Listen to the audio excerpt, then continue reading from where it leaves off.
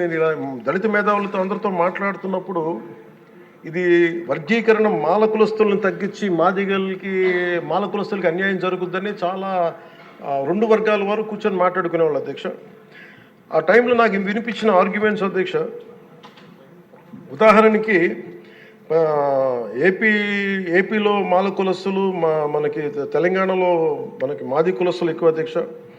అలాగే ఇది ఒక్కొక్క చోట ఒక డామినేట్, ఒక్కొక్క కులం సబ్ క్యాస్ట్ ఎక్కువ బెనిఫిట్ తీసుకుంది రిజర్వేషన్లో, ఇది మిగతా వాళ్ళకు కూడా చెందాలనే దానిదే ఈ వాదన. ఇది ఉదాహరణకి రాజస్థాన్లో అయితే మేఘవాల్స్, జాటోస్ ఎక్కువ తీసుకుంటారు రిజర్వేషన్లో.